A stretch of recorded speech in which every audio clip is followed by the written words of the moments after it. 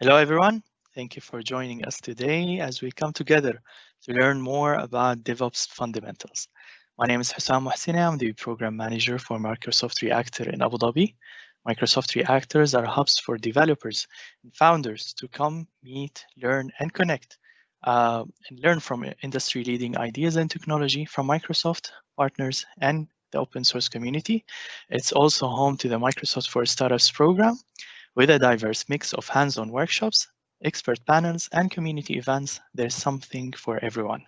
Check out our calendar of events on meetup.com and join our coming sessions. Our speaker today is Subodh Sohoni. Subodh is a trainer consultant on Azure DevOps and Scrum with 33 years of experience in team management, training, and consulting. He has done many trainings and consulting assignments across India and also in Abu Dhabi in the UAE. Subodh is also a Microsoft Most Valuable Professional, Microsoft Certified Trainer, and Microsoft Certified Azure DevOps Engineer Expert. Feel free to ask questions during the session. We will have stops to answer these questions, and also feel free to tweet and engage with us on socials and tag us on the hashtag Reactor Abu Dhabi, and our Twitter handle is MSFT Reactor. Make sure also you adjust the playback settings to select the highest quality for the best experience. And with all that said, I hand over the mic for our speaker to start the session. Thank you, Hussam. Thanks for the very nice introduction. I'm very glad to be here with you to deliver this session on the DevOps. And I'm going to share a presentation. So let me go and share the presentation. So I hope you are able to see the presentation. Just confirm if you're not able to.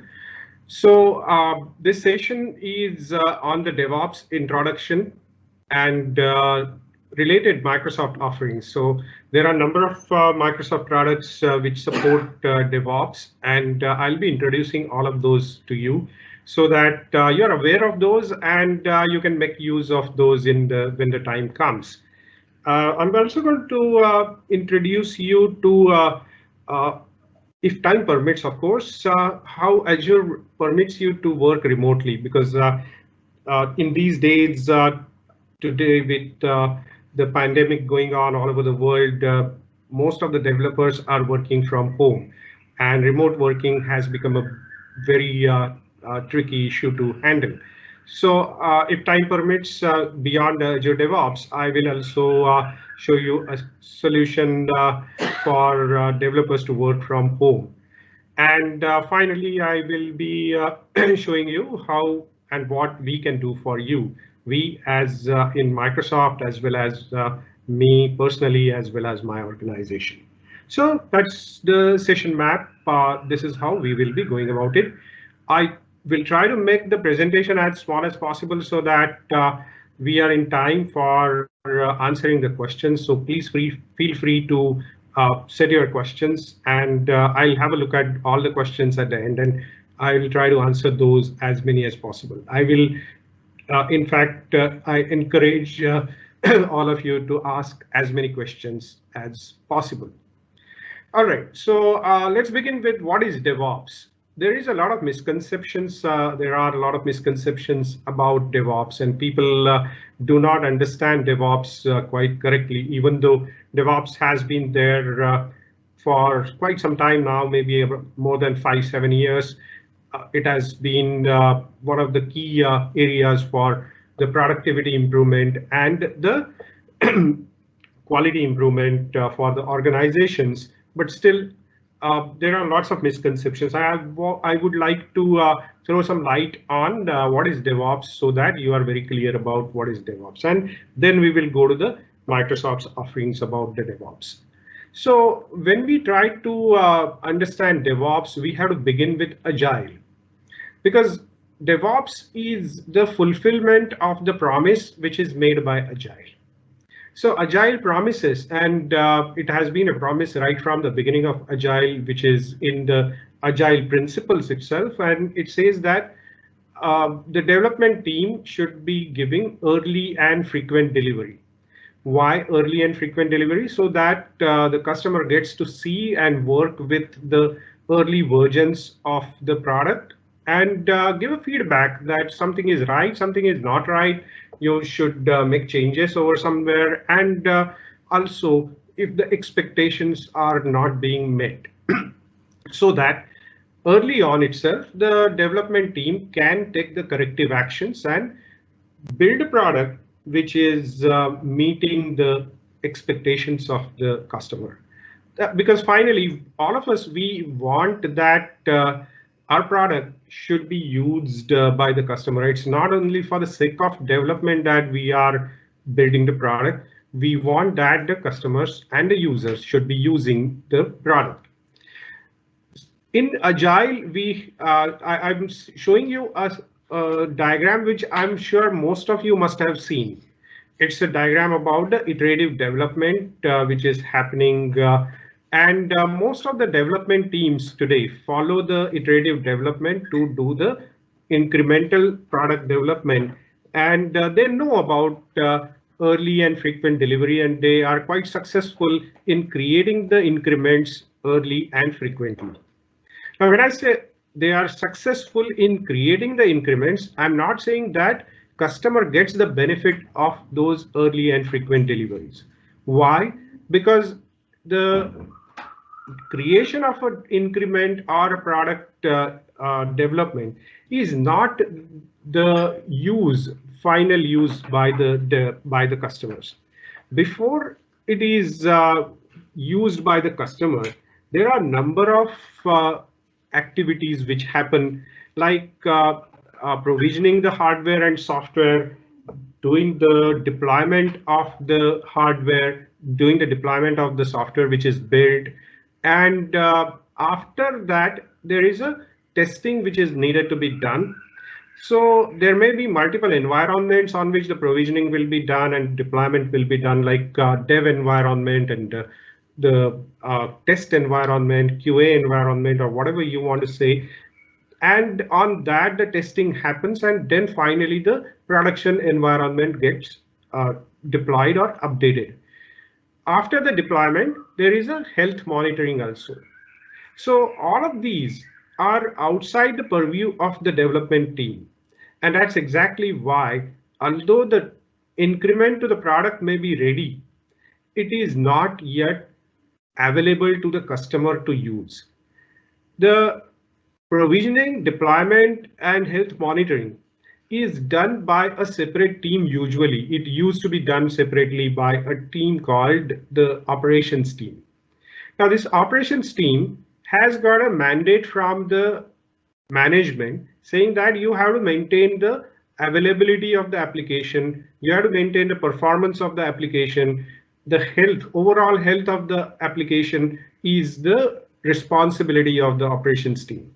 So since they have that mandate from the management, they tend to do the less and less deployments as possible. Because as you know, most of the issues may come with certain bugs which may be introduced into the new increments. So what they feel, the operations people feel, is that let's not change anything unless it is broken. And that's exactly why they will resist doing the deployment of new increments. And that is why the customer does not get that benefit of the new features which may have got developed. And that is why the promise of the early and frequent delivery is not actually materialized. It is not met, although the agile team, which is development team, is trying to fulfill that. So when the industry understood this issue, then there was a thought which was going on about how to come across those, and that's where the concept of the DevOps got introduced. In DevOps, we have the team which is going to do not only the development, it's also going to include the operations like the provisioning, deployment. It's also going to include the testing team who is going to do the testing and give the feedback about the product to the development team. It's going to also include the automation products which will do the health monitoring of the application as well as the environment, after the deployment is made. It includes not only these teams which are development, operations, and the testing, it also includes the business. So there may be business analysts and product owners who will be uh, going to the customer, getting to know the new requirements, the enhancement requirements, the issues which they are facing in the product, and create the raw requirements and feedback, which is then converted into the product backlog. So when we have a team which is including all these roles with the mandate that we have to give the early and frequent delivery without losing the quality, without affecting the quality of the product, that team is the DevOps team. Now, many of the organizations I have seen advertise saying that we need a DevOps engineer. Is there anything called a DevOps engineer, really speaking? Not at all. That organization probably has not understood the concept of the DevOps correctly. The DevOps is applied to the entire team. The entire team becomes a DevOps team. There is no role as a DevOps engineer. This misconception has come into being because in the earlier days, DevOps was considered to be only the part where continuous integration, which is the build, and continuous deployment, which is the deployment onto the provisioned hardware, was supposed to be the DevOps. But now the understanding of the DevOps is more clearer to many of the organizations. So there is nothing like the DevOps, which is certain operations like CI/CD. Yes, DevOps is everything to do the early and frequent delivery to the customer without affecting the quality of the product. So now that we are clear about the DevOps, let's move forward and see which softwares we need for achieving the teams which are DevOps teams. So here you can see that there are a number of areas which we can automate, which we can club together, which will form the set of tools which help the DevOps implementation or becoming a part of the DevOps team. So we have products like the agile planning and monitoring tools here. Then we have tools which will be used for continuous integration, continuous provisioning, and deployment. Then we have tools for doing the testing, continuous testing, and then give the feedback to the development team. And then we also have the products which are, or the tools which do the health monitoring, health in terms of the availability of the product and the performance of the product. Both of those things will be monitored through the tools which are doing the health monitoring of the application. So you get to know the entire feedback regarding the health of the application, the testing and bugs related to the application, and plow those back into the product backlog. So now we will see which are those tools that Microsoft offers for doing all these things. Besides these tools, there are of course tools for coding which Microsoft offers, and most of the people know about that. The tools like Visual Studio and Azure DevOps. The tools for unit testing also are made available by Microsoft. So we have tools. There are a number of sets of tools not only provided by Microsoft, but other third-party tools, some open source tools, and there are tools which are silos, which work alone. Like there is a tool for only version control, or there is a tool which does only build. But I'm not going to look at those because those are not good for productivity. The tools which integrate with each other and form the entire set of tools are the ones which are good for your productivity. So let us see now the DevOps as we want to implement it. So the first thing which is necessary for the DevOps team to be formed, a DevOps team to be formed, is that the mindset of the team has to be early and frequent delivery, maintaining the high quality. So this is a compulsory mindset for every team member in whichever role that team member may be. So it may be an architect or a developer, it may be a tester, it may be a build and release engineer, or it may be a business analyst. Anybody who is part of the DevOps team has to have this mindset. So having this mindset is the first and foremost thing in the DevOps team. Now, early and frequent delivery is not possible if you are slow. So the productivity of the entire team has to be high. And we want to minimize the manual intervention to improve the productivity. And that's why the automation comes into picture. We need to have the automation so that the productivity of the entire team is high, and that's how we will be achieving the early and frequent delivery. And of course, the automation is not something just in the thin air. It has to be achieved through using certain scripts, certain tools, certain environments. So there have to be a set of tools to support the automation of various things like build automation, provisioning automation, deployment, testing, and monitoring. Everything needs to be automated through certain tools. So these are the three legs of the platform of DevOps, which we need to consider. None of them are smaller. All three of them are and should be of equal length, equal importance. When all three of them are in place, then and then only the DevOps platform is very stable. So let us now see what are the offerings which are made by Microsoft related to the DevOps. So they may be in the set of products which are called Azure DevOps, but they may not be also part of that, but still collaborate very well with Azure DevOps. Most of these products are based in Azure. So we need to go to the Azure services and utilize those in addition to the Azure DevOps. But I'm going to first start with various things, which various services which are available through Azure DevOps. Azure DevOps is a software as a service cloud offering which is made by Microsoft, and it offers various services which are absolutely necessary for a development team to achieve certain results. So they need to do the management of requirements, management of efforts, management of quality, which is further broken down into management of testing and management of bugs. And then there are many other things which we need to manage. One of the most important concept in the management is agile planning and agile monitoring.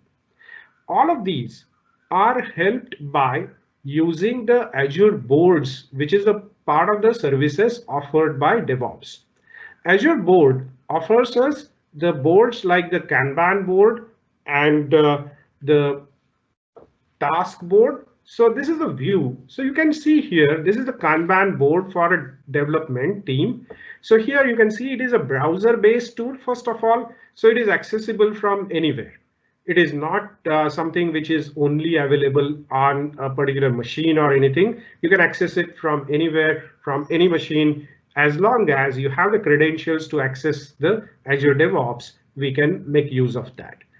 It's a browser-based tool to create such boards, to create the product backlogs, to plan the sprint backlogs, to monitor how the development is going on by making use of the task boards as well as the burn down charts.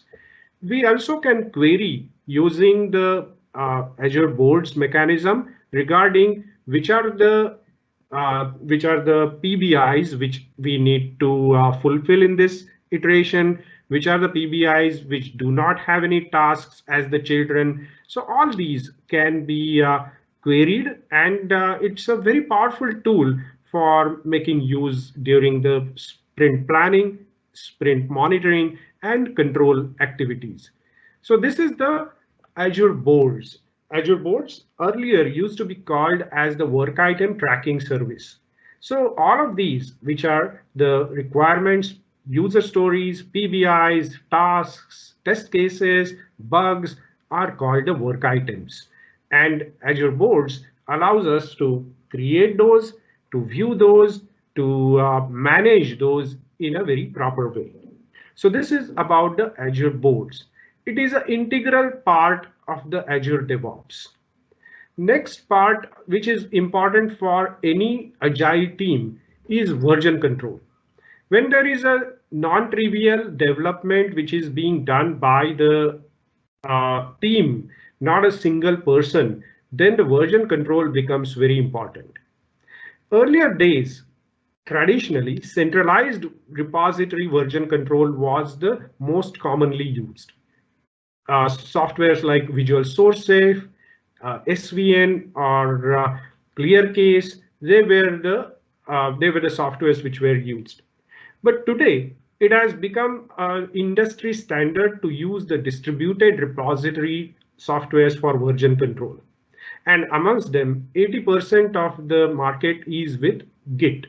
So Azure DevOps offers the repositories which are Git repositories, or if an organization still wants to use the centralized repository, they also offer in the Azure DevOps the centralized repository called Team Foundation Version Control. Any of those can be used. Now, many of you may wonder, why have I written GitHub also over here? You may be knowing that GitHub is one of the most popular Git implementation in the world. It is very commonly used by the open source development teams. And of course, it does also offer the private repositories, but very commonly used for the open source development. And GitHub is a part of the Microsoft offerings. GitHub, of course, was developed separately, but has been acquired about 4 years back. So now it has become a part of the Microsoft set of tools. So Microsoft right now gives two different tools for Git. One is the Azure DevOps, which is internally having the implementation of Git, as well as GitHub. You can use any one of those. There is no restriction, and still will be able to use all the other services of Azure DevOps as well as Azure. If you have already started using GitHub sometime back, you can continue to use GitHub and still make use of the Azure Boards and Azure Build and other pipeline services. You don't need to migrate to Azure DevOps Git. But if you are starting afresh, then in that case, I would suggest that you utilize the Git which is implemented within the Azure DevOps. So we have Git, which is again available from the cloud, and it is available as part of the Azure DevOps. It is available over the internet.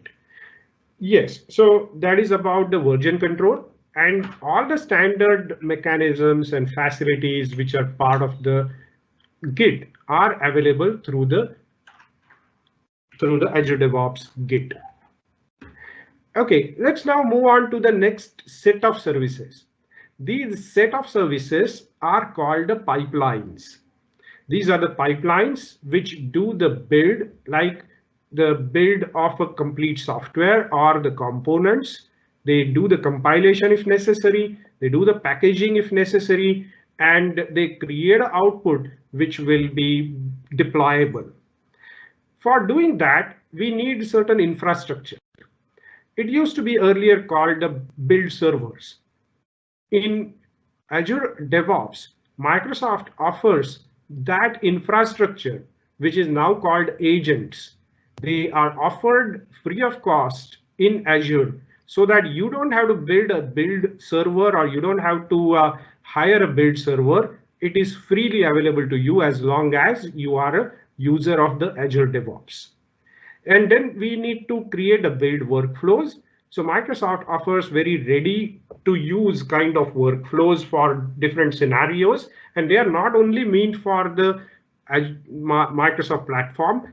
Yes, of course, you can do the builds for the ASP.NET and core applications. Those are of course there. But in addition to that, you can create the Dockerized applications. You can create the Java applications or JavaScript any of the uh, packages like React and Angular and all, you can build those through the build service or the build pipeline service which is available. It also offers us the continuous integration. Continuous integration means triggering the build every time there is a change in the version control. And that is a standard trigger which is available to us. So now we have the build, which is very easily configurable through the user interface within the Azure DevOps for any kind of application. And it is very secure, as well as it also provides us a lot of options for triggering as well as running the build for different technologies. So that's about the build pipelines. Let's talk about the provisioning. Now, there is no straightforward service in Azure DevOps for provisioning. There is a automation, and we require the idempotency, which means, by the way, that every time I create a resource, like maybe a web application, or it may be a virtual machine, or it may be some storage account, I want that it should be exactly same as what I created earlier. Probably you want to create again and again those environments for, say, doing the testing or doing the deployment to the staging server, and maybe for the production also. So Azure DevOps works very closely with the ARM templates, which is a part of the Azure. So Azure Resource Manager templates to create the resources on the fly as and when required.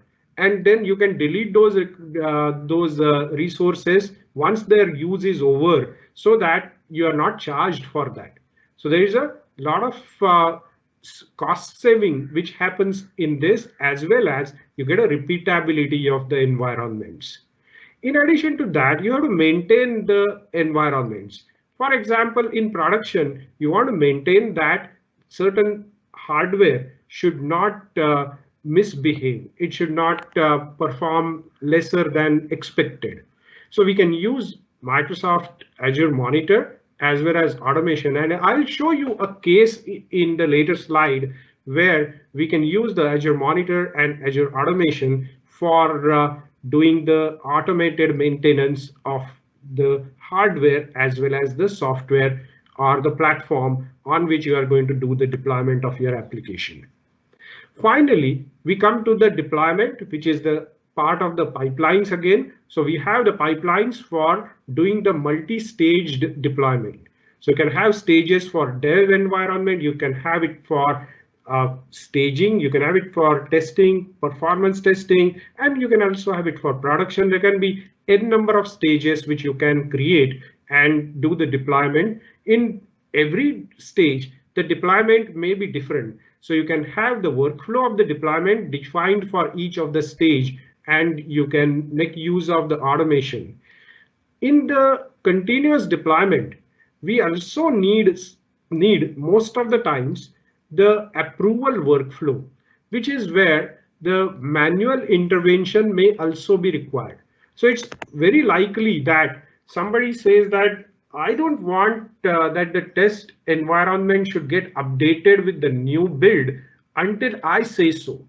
And that may be correct because it is, let's say the testing team has half finished the earlier builds testing, and the testing team does not want to leave it halfway through. So there can be an approval workflow, and until the approval is given, that workflow will be stopped. Now, how do we define that workflow? We can define it using the release pipelines. There is a release pipeline in each of the agent, in each of the pipeline, we can have multiple stages, and for each of the stage, we can have a deployment scripts written. They are not actually scripts which we have to write. Microsoft provides most of the scripts on the platter to us. It's only sometimes that we have to write our own script and integrate it with the release pipeline, which is provided here. So in this case, we are going to very easily create the release pipelines and run those as soon as the builds are over or as soon as the approval has been granted. There are many complex scenarios where even the automation can be achieved by checking certain values. If there is a bug, I don't want the build to be deployed. If there is some software which is evaluated, like Sonar Cloud says that, okay, you have a heavy technical debt in this build, I don't want to deploy that build. Such automation, which is called gates, can also be configured. So there is a lot of automation of the release and deployments. So we are going to have this release pipelines. All of these are part of the Azure DevOps. Now we come to a very significant component of the Azure DevOps, which is called the automation testing. It is also continuous testing, means as soon as the deployment to the testing environment is over, we can run the tests. Now, when we come to the testing scenarios, we have two different requirements. One is management of the test cases, creating the test cases, maintaining those test cases, and checking the status of those test cases. That's the management. This is also called test case management. And we also have a different angle to the testing, and that is test execution.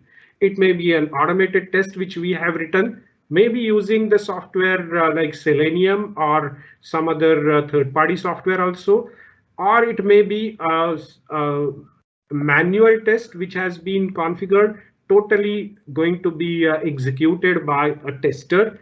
Both of these are supported very well within the Azure DevOps. Either you can do the test, of course, you can both do the test case management as well as you can do the test execution, get the results of that, then store those results. You can see that the test case management as well as the test execution, you can see over here, this test case can be selected and executed from the browser itself. You don't require any outside software for doing this test, for executing this test. And this may be an automated test or it can be a manual test. Both of those tests can be planned, both of those can be executed, and their reports can be gathered to check the status of the testing and the quality of our product. So this is the testing scenario or the testing feature, which is also available in the Azure DevOps. Now something which is beyond Azure DevOps, but still part of Azure, which is available to the for the activities of DevOps. The first one amongst them is Azure Monitor. Azure Monitor is a service which has three parts. One of them is called the log analytics. Every Azure resource continuously creates the log entries, and analyzing and reporting those as well as checking for any anomalies in those is an activity that Azure Monitor does through the log analytics. And it can raise the alerts based on those anomalies which may be found. So there may be alerts related to a certain hardware not performing as per expectation, or there may be exception related alerts. So Azure Monitor is a very powerful tool for alerting the users, but we will not stop at only alerting the users. We can make use of that for automation. Let me show you a case here. And this is a case where we are going to do the alerting for the Azure infrastructure, which we are using for deploying our application. So it may be Azure virtual machine on which we have deployed our application, or it may be an IIS server which is hosting our application. Both of these scenarios we need to monitor continuously and check the status of those and health of those applications. So for those, we can deploy a log analytics agent on the virtual machine, which keeps on monitoring the various performance counters of the Azure virtual machine. And then it keeps on sending the data back to the log analytics.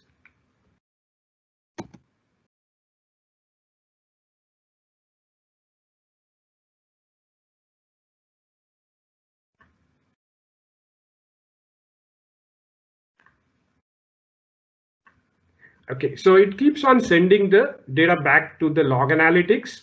At the same time, for the application, we can have the Azure Application Insights, which is also a part of the Azure Monitor service. Application Insights, I'll show in the next screen, is a very powerful tool for monitoring the application's health. Log Analytics can monitor the performance and the availability of the virtual machines or any other resource, whereas for the application itself, which we have deployed, and any internal errors and exceptions, we can make use of the application insights. Both of these are part of the Azure Monitor. Now they are monitoring the application performance as well as the availability and the performance counters of the Azure VM. And when there is a threshold limit which is crossed, for example, the exceptions per minute, or it can be the performance of the processor, processor load going beyond 80% continuously for more than 5 minutes. Such thresholds which we can set, if they are crossed, then the log analytics and the application insights raise the alerts. Now these alerts not are only given to the users or the operations people, but we make use of those alerts to trigger certain automation runbooks. So we have a service which is called Azure Automation service. Azure Automation account is created. Under that, we can have our own runbooks. The runbook is like a PowerShell script, and that runbook is going to be triggered by the alert whenever it is raised when the performance or the availability goes down. And once that runbook is triggered, that runbook will have the script for either restarting the VM, or it can be reset IIS or such thing. Any remedial action which is needed to be taken can be taken. Now, one thing you must have observed during all this is that there is no hands, absolutely no hands used, no manual intervention. Everything is automated. The monitoring of the performance counters and availability of the application and everything is monitored automatically. Thresholds are also checked automatically, and then the alerts are raised automatically. The runbook triggering is done automatically, and then the runbook execution is certainly automation because it is a part of the Azure Automation itself. Okay, so we have the total automation in the feedback loop, which gets completed with the restart of a VM or reset of a IIS. These are just two examples I'm showing. Actually, there can be many other activities which can be done through the PowerShell runbooks. So this is something which we can achieve using the Azure Monitor and Azure Monitor's various services. Let me also show you another example of Application Insights. Application Insights is a service which is again an Azure service which can monitor the application's performance as well as the availability. So you can see here there is an application which is a web application which we have deployed, and it can be deployed to anywhere. It need not be always deployed to only Azure. It can be deployed in any other cloud, or it can be deployed on your data center, or it can be deployed on your virtual machine in the cloud, or it can be deployed on your own laptop for that matter. Nothing is off limits. So anywhere we can check the health. So here you can see that the availability check is being made continuously, and it shows that right now the availability is 75%, which is not so good, of course, but yes, it gives us the indication of our availability of the application. This availability check is made from minimum 5 places from around the globe. So you can pick and choose those places from anywhere. You can check the availability. You can then see that it is available from US, but it is not available from Asia. It is not available from Africa, but yes, it is available from Australia. Something like that can be verified by this availability check. And then it drills down into the calls which are made from the application, maybe to the SQL server, maybe to the storage account, maybe to any other resource, which may be a Azure resource, or it may be outside the purview of Azure. It also monitors the performance. It also monitors the analytics part of it. Like the Google Analytics, we can have the analytics created by the application insights, which will tell how our application is being used or abused by various people. So this is about the application insights. Okay, let me go to the for the communication between the team members.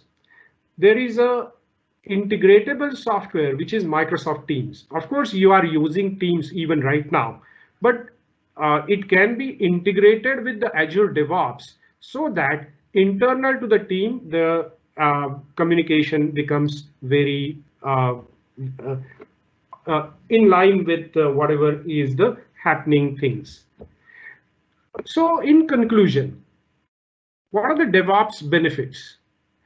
First of all, DevOps gives us the fulfillment of the promise made by Agile, which is early and frequent delivery, which was not made or that was not fulfilled by Agile, but that is fulfilled by becoming the DevOps teams. Until you become DevOps, that promise of the early and frequent delivery to the customer cannot be met. And finally, why are we in the business? We are in the business for profits, and DevOps improves your profitability. Unless you are highly profitable, your business cannot survive for a long time. How does that happen? It happens, the profitability is increased by DevOps by improved productivity of the team. Since we are automating many things, since there is a mindset of the entire organization or at least the entire team to do the early and frequent deliveries, which is keeping the customer not only satisfied but enthralled. So it is going to give you a lot of new business and profits are going to improve. It also is going to focus on the quality. So it is going to give you the best quality product which you can deliver, because it's not now the responsibility of only the testing team to maintain the quality, but quality is now everybody's business in the team, right from the architect who creates the architecture in line with the quality maintenance, to the developers, to the build engineers. Everybody is going to do the high quality product development. And that's why DevOps gives you the productivity plus high quality results into the profitability improvement of your team. What about the Azure DevOps? Azure DevOps gives us the automation of continuous integration, continuous deployment, continuous testing, and continuous monitoring. Everything is automated and it happens without any gaps in between. So it becomes a total end-to-end automation possibility. Although I say possibility, it is not that every team may want to do that. It is a possibility that some teams may go for. Some teams may be happy with CI plus CD. Some teams may go for CI plus CD plus CM, but the ultimate will be CI plus CD plus CT plus CM. Work from cloud is possible. We can access it from anywhere. So when we are now working from home, it becomes very important that the code, the requirements, the builds, everything is available to us from anywhere in the internet. And that is possible with Azure DevOps. It is very secure. It implements the role-based access control so that not everyone certainly not the outsiders, can access the artifacts like the code and the binaries which you are creating.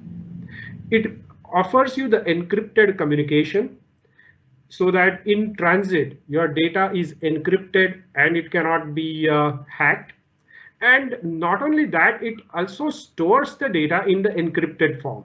So there is a total security of your data, not only in communication, but in storage also. It is a encrypted data. So any hacker still will not be able to get access to what your code creates. It integrates excellently with Azure Monitor, Azure Resource Manager, Azure Automation. All the Azure services can integrate with Azure DevOps. It is technology agnostic. Technology of development should be your decision. It should not be a decision made by your software. It is a decision which you have made based on your organization's acceptability. And there, Azure DevOps allows you to use any technology for development and still offers all these services which I mentioned about. Okay, so I'm going to jump to a screen. I'm going to skip some of the slides because those were optional slides. So I'm going to go to the what do we offer? So as Microsoft, as well as the partners of Microsoft, as well as the experts in DevOps, we offer you services on site as well as on premises from different locations, the implementation of Azure DevOps, which can start from assessment of your DevOps maturity and the roadmap to create the DevOps teams, and then consulting for creation of the mindset and handholding while the DevOps teams are being formed, and then many consulting related to the tool sets and services of Azure DevOps. We offer you even the integration of third-party tools and services like ITSM with Azure DevOps. We also offer you services of training. Any training related to any of the Azure DevOps trainings we offer you, and those trainings can be either on premises after of course the pandemic situation is over, or during the situation of pandemic and lockdown, we can offer those online trainings. We do a lot of online trainings and we can still offer that. For you to contact me, these are my email addresses. You can use any one of those. It is subodh.sohoni, that's my name, at microexcel.ae. And another one is another organization, which is my own organization, which is Subodh at ssgsonline.com. Send me emails regarding any of your support requirements, and we will be very happy as a part of the Azure, as a part of the Microsoft partner team to help you in implementation of Azure DevOps and trainings related to that. So this is about the presentation which I wanted to make. If you are interested, I can take 5 minutes more to show you a spatial scenario related to how we can, okay, I'll skip on that, and you can also have a look at the articles which I write on a website called .netcurry.com, .netcurry.com. They are free of cost articles, and you can go ahead and use anything out of that. It's totally free. Okay, so I come back and let me stop sharing my screen and check what are the questions which you have raised. Okay. Oh, somebody says that please do continue. That's so good of you to do that. But let me first check the questions because I do want to. There are a couple of questions on the published section. Yes, because I don't want to go to the optional part of the presentation before answering the questions. Okay. If you are starting from scratch, so MASH is asking if you are starting from scratch with DevOps, what is the first thing you should look to implement? This is for a data engineering team. Is there a roadmap of stages to move through to go from zero to DevOps hero? That's an excellent question. Usually, the beginning is in the assessment of where do you stand right now? What is the maturity of your organization related to the DevOps processes? What is the need of putting the DevOps team, and what is to be achieved by creating a DevOps team? We do that assessment. We also do. I have done this assessment for almost 80 different organizations all over the world, including, of course, in India, in UAE, in Singapore, in US, in Australia, many countries and many organizations. So we do that. We give a roadmap. So a roadmap is not something which is predefined and a silver bullet kind of thing. It is something which we have to arrive for every organization differently. It is not something which is like this is the prescription, take that and take this medicine and you will be okay. Nothing like that. We have to create a specific roadmap depending on the needs of the organization, depending on where they are in the maturity level. So then that is the beginning, and then we can handhold you to create the DevOps team all along. It takes not more than about 15 days for the roadmap to be created, and then after that we will help you in forming the team at your pace, whatever you like, whatever are the organization's acceptance levels, we will do that. Okay, so Mash, does that answer your question? If it does, then just give a thumbs up. Okay, Vijay is asking, is there a Microsoft training platform available where this excellent presentation can be followed up so we can test, play with the tools? Yes, of course, Vijay. You can do that by creating an account. So Azure DevOps account up to 5 users is free permanently. It does not expire. Up to 5 users, you can continue to use all the services which I mentioned free of cost. And you can learn from that. You can get to know what are the advanced things which you can use in your regular organization. If your organization is a very small organization, up to 5 people only, it is permanently free for you to use. Microsoft does not monitor its usage, whether it is for learning or whether it is for the commercial use that you are using Azure DevOps. Up to 5 people, totally free. Totally. There is no exception.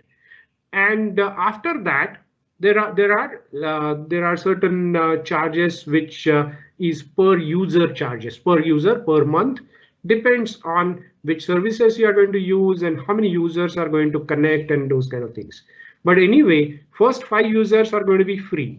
6th user onwards are only the payment are going to be charged. So that's about how you can test and play with the tool. The Azure DevOps, you can go to dev.azure.com. So let me put it in this. So you can go to https://dev.azure.com and just go there and create your own account. It's free, totally free. Okay, so Jay, I don't know what's the full form of Jay, but Jay is asking, we recently moved a microservice product from the on-prem to Azure DevOps using Git, I don't know what is the GitHub or Git for source control and pipelines for build and packaging. Our next step is to migrate our release process. Is it possible to combine multiple build pipelines into a single release? Of course, you can do that.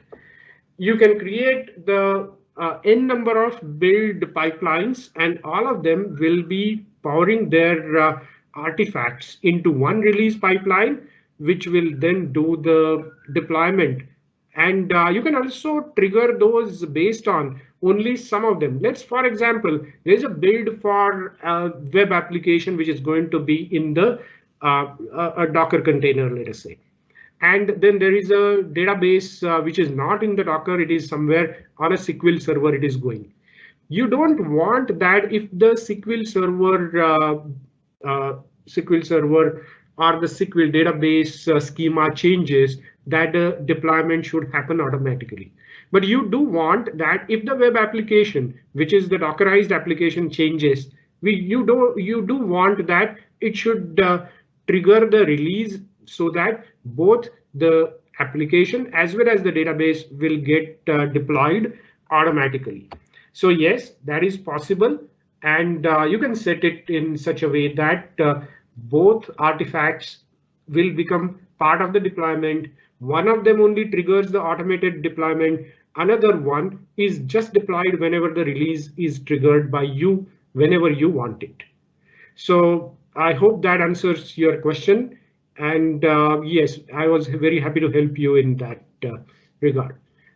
Thank you very much. Any other questions?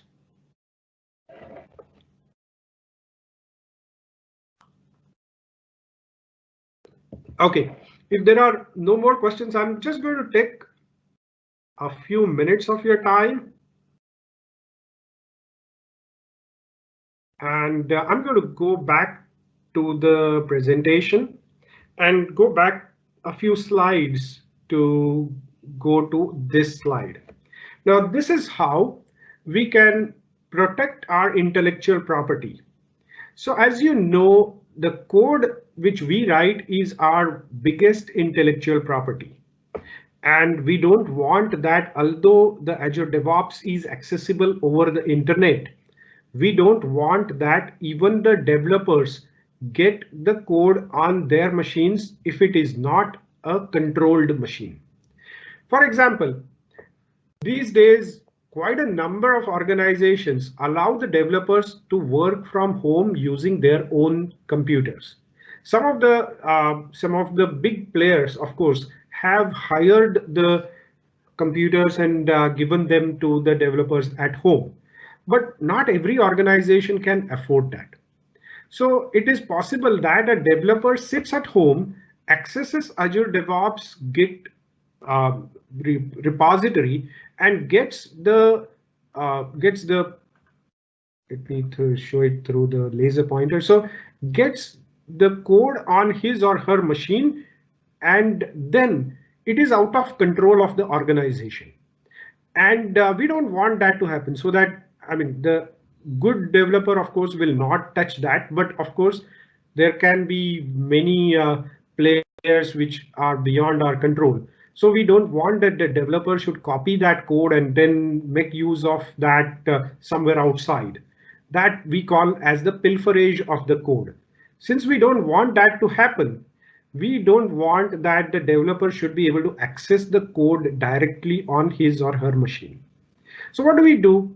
We create a virtual network of some virtual machines in Azure. So this becomes a VNet which is controlled by our organization. It falls under our Azure Active Directory. It is controlled. These virtual machines are the ones which can be used using RDP by the client or the developers outside the Office subnet. Now, what we can do is, first of all, we can set a conditional access policy in such a way that only these virtual machines through a NAT gateway can access the Azure DevOps and its services, including the repository service, which is going to give you the code. And this NAT gateway is going to be a front end for all these virtual machines. So that now these virtual machines can access the code. You have a Visual Studio installed on that, it can access the code.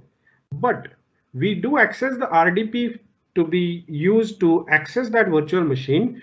In the group policy of this virtual machine, we set it in such a way that the developer cannot copy paste the code from here onto the local machine or the physical machine which he is using or she is using. It may be using some laptop that she is accessing the virtual machine. So from this virtual machine where the code can of course be opened in the Visual Studio, nobody can copy paste it to the physical machine. Only RDP access is made available, but no access through the policy for the code to the clipboard, so that copy paste or cut paste cannot work from here to here. So what we have essentially achieved is that now these controlled machines, which are only available through the RDP, and that too controlled in such a way that they cannot access certain services like say OneDrive or a Dropbox, where somebody can copy paste the code, as well as the copy paste from the VM to the physical machine cannot be done. So what we have achieved is we have controlled the access to the code through using this mechanism. So developers can work on the code, they can edit the code, they can change the code, they can check in the code, they can commit the code, but they cannot get the code on their own machine. So we have removed the chances of any pilferage. Here you can see we are using all Azure services: Azure DevOps, Azure Active Directory, NAT Gateway, which is part of the Azure, organization VNet with the subnets, which is part of Azure. Everything is in Azure. So we are ensuring the intellectual property is not pilferaged in our case. Okay, so that completes what I want to say about the remote access. Let me go back to the QA again to check if there are any other questions which are there. Yeah, there seem to be some. So in DevOps team, who should be responsible for deploying the code into production and supporting the production system? The infrastructure engineer or the developer or someone else? Yeah, good question. I don't know why you're not putting your name, but whoever it is, yeah, I appreciate the question. So in the DevOps team, which is like a agile team only, there officially or formally there are no roles. There is no role called the infrastructure engineer or a developer or a tester. It is expected that a DevOps team is able to do everything on their own. But having said that, which is of course formality, but informally, let me tell you that there is going to be set of roles within the team informally, and whoever is the expert of certain action, which may be a testing, then the tester is going to be part of the DevOps team, and that tester, she may be able to create the test cases and run those test cases, and also estimate the time required for creating the test cases and running those test cases and those kind of things. So everything again boils down to the expertise. So in the case which you are mentioning, the deployment to the production or anything wherever you need, it is usually the expert of deployment.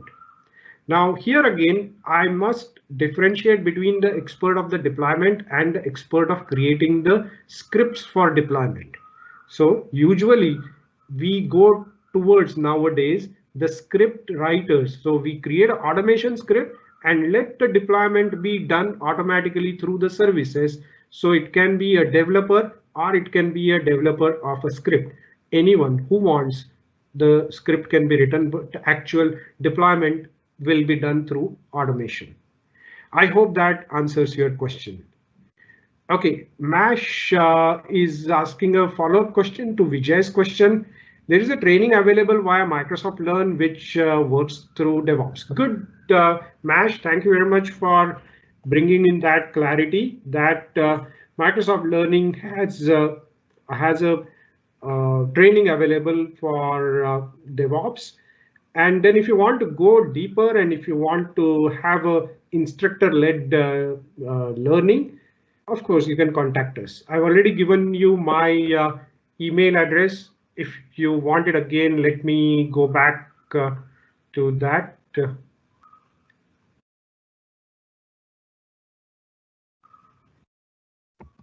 I don't know, how do I go back? Anyway, doesn't matter.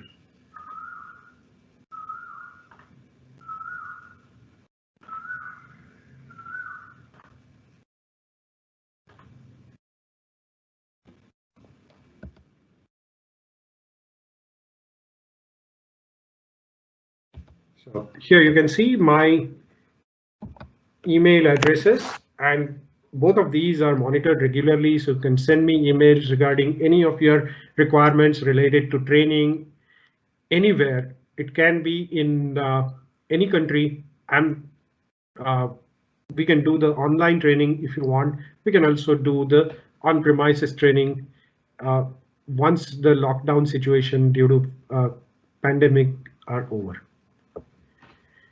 Great. Okay, so let me check again about the questions.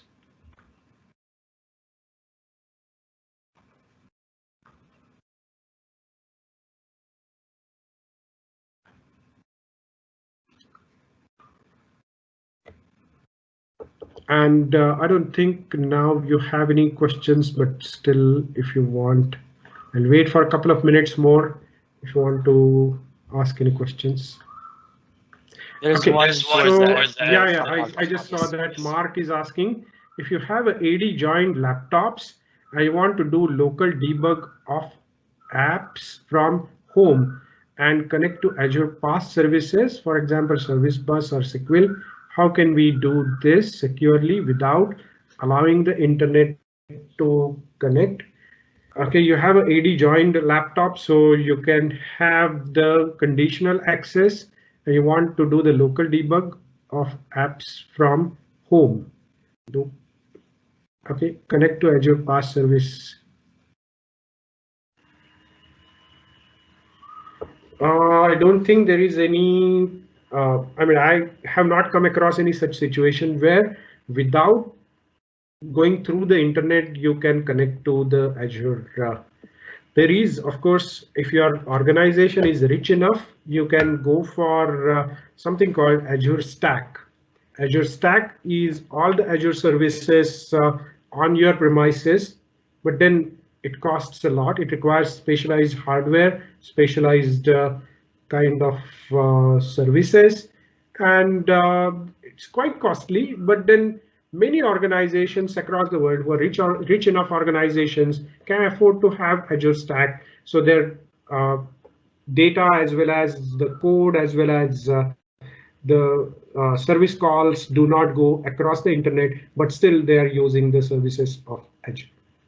So that's the only thing which comes to my mind. Otherwise, every time you will still have to go over the internet, and still, of course, it is quite secure because the entire communication uses the HTTPS protocol, the secure protocol. So I don't think there is much of a point in being afraid of going over the internet.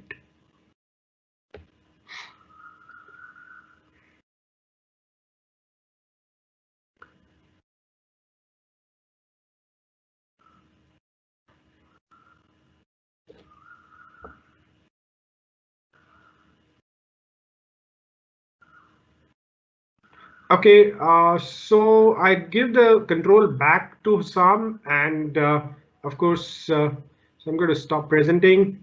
So Hussam, control back to you, and you can continue, please. Thank you so much for this interesting session. We definitely enjoyed it, everyone, and we look forward for more. And I just want to share a couple of things here. There is an interesting hackathon on remote resilience, which everyone can take part of in. Basically, the link is there. And the challenge is basically to boost creative concepts around remote work, around Microsoft solutions. There are four main topics that are being discussed in this challenge: remote collaboration and productivity, remote secure access management, remote rapid business process and customer relationship management, and remote distributed team programming. So for everyone watching us today, if you're interested, please visit the link and join this hackathon brought to you by Microsoft and organized by Be My App. So this is something that I wanted to share with everyone.